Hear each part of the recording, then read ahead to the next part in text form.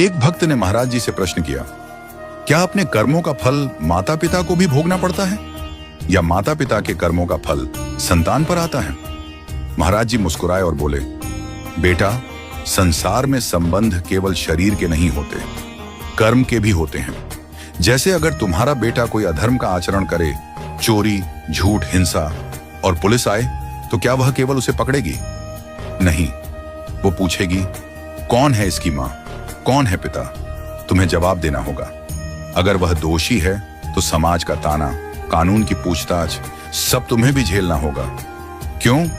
क्योंकि वह तुम्हारा पुत्र है। कर्म का यह संबंध अत्यंत सूक्ष्म है। जैसे अगर कोई जुआ खेल रहा हो और तुम केवल देखने के लिए खड़े हो जाओ, तब भी जब पुलिस आएगी, पहला डंडा तुम्हें भी लगेगा। देखना भी भागीदारी बन जाता है। अगर संतान कोई पाप करे, माता पिता को उसका दुख भोगना ही पड़ता है।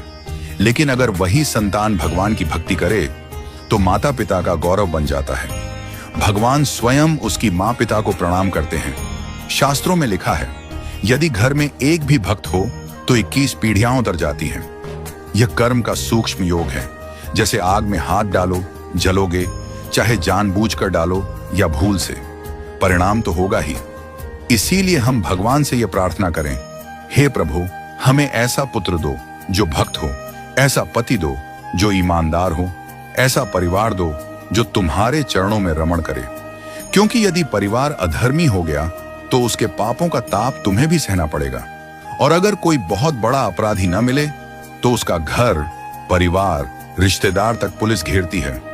ऐसे ही भगवान के भक्तों से जो भी संबंध में आता है, उसे भी उसका पुण्य मिलता है। इसी से तो कहते हैं, नाम जपते रहो, मन लगे या ना लगे, राम कृष्ण हरि बार बार जपो, मजबूरी से ही सही।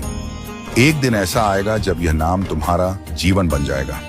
संत जन कहते हैं, यदि तुमने इस जन्म में भगवान के नाम की शरण ली तो न जाने कितने जन्मों के पाप मिट जाएंगे।